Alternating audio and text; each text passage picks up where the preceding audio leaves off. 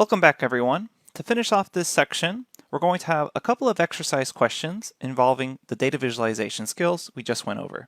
Let's head over to the notebook and go over the tasks. All right, here I am at the visualization exercise notebook. And if you check out the data, we're going to be dealing with a classic data set that basically contains the prices and then some other attributes of about 54,000 diamonds. So it's a really great data set, and here's the different columns that are available.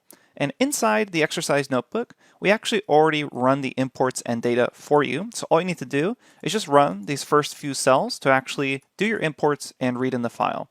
So you don't need to worry about finding out where the actual data is. We set that up for you. Just go ahead and run these first cells. Then, once you've done that, we have some tasks for you to complete.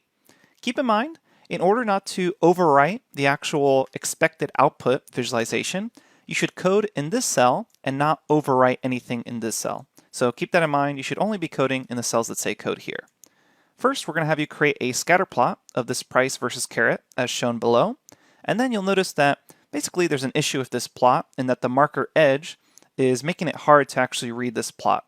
So then we want you to use the alpha parameter and edge color parameter to deal with that overlapping issue and get something that looks a little more like this. Keep in mind, there's going to be some task requirements that we didn't specifically go over in the lectures.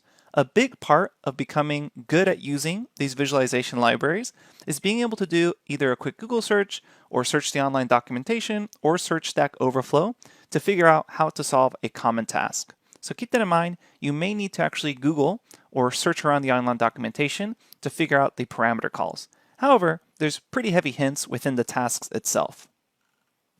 Next, we want you to figure out how to make that previous plot larger so that it looks something like this. Then we want you to create a histogram of the price column as shown below. Notice there's no kernel density estimation plot on top of this, it's just a histogram. Then we want you to create a count plot of the instances per cut type as shown here. And then we want you to figure out how to make a box plot of those cut types. And then we have kind of a final challenge, which is to see if you can figure out how to change the ordering of the box plot. So you'll notice here, in this ordering, on the default box plot, it goes ideal, premium, good, very good, and fair.